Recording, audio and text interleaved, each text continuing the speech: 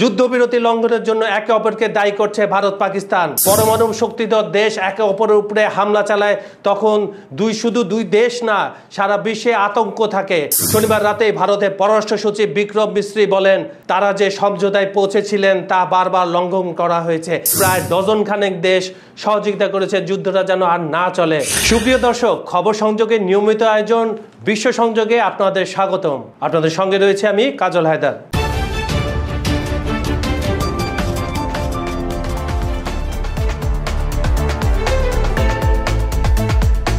দর্শক, আপনারা জানেন যুদ্ধবিরতি হয়েছে গত 22 তারিখের পর থেকে।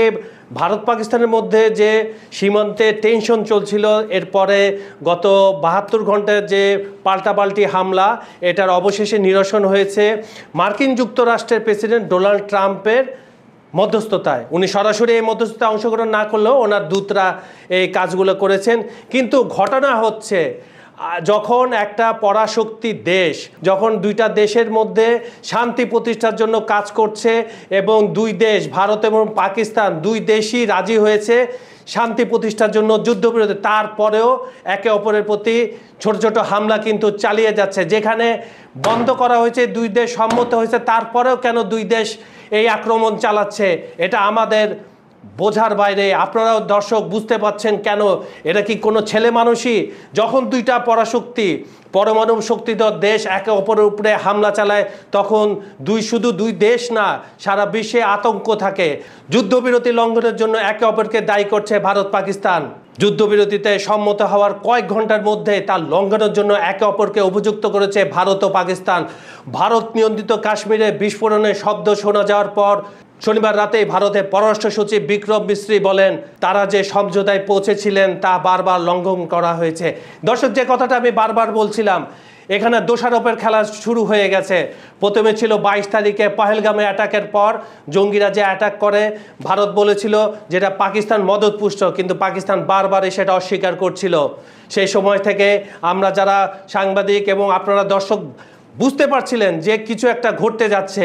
সেটাই ঘটনা ঘটেছে 72 ঘন্টা আগে যুদ্ধ শুরু হয়। যুদ্ধ পুরোপুরি না হলেও দুই দেশ পাল্টাপাল্টি মিসাইল হামলা এবং ড্রোন হামলা চালিয়েছে এবং দুই পক্ষেরই ব্যাপক ক্ষয়ক্ষতি হয়েছে। প্রথমে আমরা দেখলাম যুদ্ধ খেলা, তারপরে যুদ্ধ লাগলো। এরপরে যখন গতকাল সন্ধ্যায় ভারত যেখানে বলল যে ভারতের সময় বিকাল 5টায় যুদ্ধ বন্ধ কার্যকর হয়েছে, পাকিস্তানও সেখানে স্বীকার করে নিল। এরপরও কেন আবার যুদ্ধ, আবার সেই ছোটোখাটো হামলা? আমরা সবাই জানি একে অপরকে হামলা, ছোট ছোট হামলা থেকে বড় যুদ্ধের সূচনা হয়। ভারতের অভিযোগের পর পাকিস্তানের পররাষ্ট্র মন্ত্রণালয় জানায় তারা যুদ্ধবিরতি বিশ্বস্ত বাস্তবায়নে প্রতিশ্রুতিবদ্ধ, যদিও কিছু এলাকায় ভারত তা লঙ্ঘন করছে। গত 4 দিনে ভারত পাকিস্তানের মধ্যে সংঘর্ষ ছিল কয়েক দশকের মধ্যে সবচেয়ে ভয়াবহ সামরিক সংঘাত। গত 22 এপ্রিল ভারত নিয়ন্ত্রিত কাশ্মীরের পেহেলগামে জঙ্গি হামলায় 26 পর্যটক নিহত হয়। এর জন্য পাকিস্তানকে দায়ী করে গত বুধবার পাকিস্তান নিয়ন্ত্রিত কাশ্মীরের ড্রোন, ক্ষেপণাস্ত্র, আর্টিলারি এমনকি বিমান হামলা চালায় ভারত।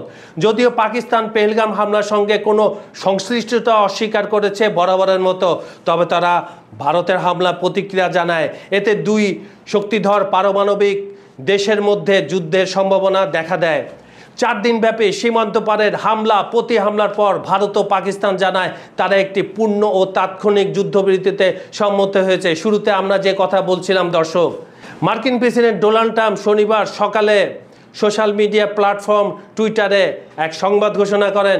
তিনি সেখানে বলেছিলেন যুক্তরাষ্ট্র এই চুক্তির মধ্যস্থতা করেছে।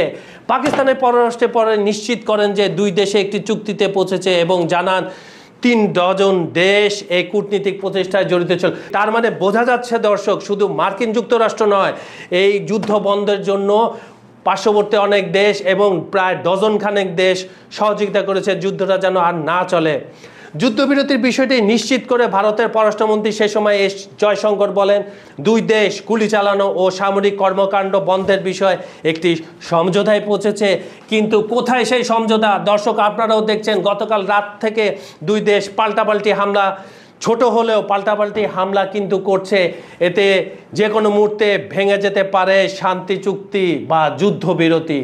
জয়শঙ্কর আরও বলেন, ভারত সব ধরনের সন্ত্রাসবাদের বিরুদ্ধে দৃঢ় ও আপোষহীন অবস্থা বজায় রেখেছে এবং তা বজায় রাখবে। এদিকে জাতির উদ্দেশ্যে ভাষণে পাকিস্তানের প্রধানমন্ত্রী শাহবাজ শরীফ বলেন, যুদ্ধবিরতি সবার কল্যাণের জন্য হয়েছে।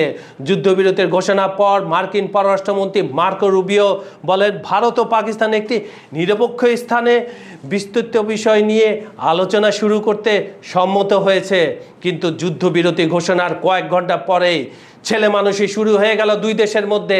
ভারত নিয়ন্ত্রিত কাশ্মীরের প্রধান শহর শ্রীনগর ও জম্মুর বাসিন্দারা বিস্ফোরণের শব্দ ও আকাশের আলোর ঝলকানি খবর দেন। তাহলে কি হলো দর্শক? এত কষ্ট করে যে যুদ্ধটা বন্ধ করার জন্য দুই দেশকে আলোচনার টেবিলে নিয়ে আসা হলো, তারপরও কেন এই ছেলে মানুষই, কেন তারা বুঝতে পারছে না যুদ্ধটা শুধু দুই দেশের নয়, দুই দেশের নিরীহ মানুষের এবং পুরো বিশ্বের গায়ে এটা আঁচড় পড়তে পারে।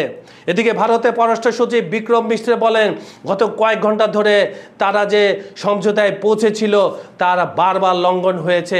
অবশ্য ভারতের সশস্ত্র বাহিনী উপযুক্ত জবাব দিচ্ছে। পাকিস্তানকে এই লঙ্ঘন বিষয়ে ব্যবস্থা নিতে আহ্বান জানান তিনি। আর এর জবাবে পাকিস্তানের পররাষ্ট্র মন্ত্রণালয়ের একজন মুখপাত্র বলেন, পাকিস্তান ঘোষিত যুদ্ধবিরতি বিশ্বস্ত বাস্তবায়নে প্রতিশ্রুতিবদ্ধ। এই কঠিন শব্দটা বলার অর্থ হচ্ছে সহজ ভাষায় তারা যুদ্ধবিরতি মেনে চলছে, কিন্তু হামলাটা চালাচ্ছে তাহলে কে? ভারত কি মিথ্যা কথা বলছে নাকি পাকিস্তান সত্যি কথা বলছে? এই নিয়ে দুই দেশের মধ্যে আবার কি টেনশন দেখা দিবে? এই সময় পাকিস্তানের পররাষ্ট্র মুখপাত্র আরও বলেন, যদিও কিছু এলাকায় ভারত যুদ্ধবিরতি লঙ্ঘন করছে, তাদের বাহিনী দায়িত্ব ও ধৈর্যের সঙ্গে পরিস্থিতি মোকাবেলা করছে। এ তো দেখি নিরেট একটা ছেলে মানুষই এ একজন অপরকে হামলা করছে, কিন্তু দোষারোপ একজন আরেকজনের উপরে দিচ্ছে। এটা কোনো ছেলে মানুষই না, এটা একটি সিরিয়াস বিষয়। তাই দুই দেশকে সমঝোতার মাধ্যমে শান্তিপূর্ণভাবে এই সমস্যার সমাধান করতে হবে। পাকিস্তানের পররাষ্ট্র মন্ত্রণালয় আরও বলে, তারা বিশ্বাস করে যুদ্ধবিরতি সুষ্ঠু বাস্তবায়নে যে কোনো সমস্যার সমাধান উপযুক্ত পর্যায়ে যোগাযোগের মাধ্যমে করা উচিত। এখন মিলিয়ন ডলারের প্রশ্ন হচ্ছে, দুই দেশই যখন এক বাক্যে স্বীকার করছে যুদ্ধবিরতিতে তারা সম্মত হয়েছে, তারপরে হামলা কেন চলছে? কেন বারবার হামলা চলছে? এটা তো কোনো ছেলে মানুষই না। দর্শক, পুরো বিষয়টি আপনাদের উপরে ছেড়ে দিলাম। এভাবে দুইটি পরমাণু শক্তিধর দেশ দুজন দুজনকে সম্মান করতে শিখুক। এই যুদ্ধবিরতিতে যেখানে বারবার বলা হচ্ছে ডজন খানেক দেশ জড়িত এই যুদ্ধবিরতিতে দুই দেশকে সম্মত করার জন্য, তাই এই ছেলে মানুষই বন্ধ করে দুই দেশকে শান্তিপূর্ণ অবস্থানে নিয়ে আসা উচিত। আজ এখানে শেষ করছি দর্শক।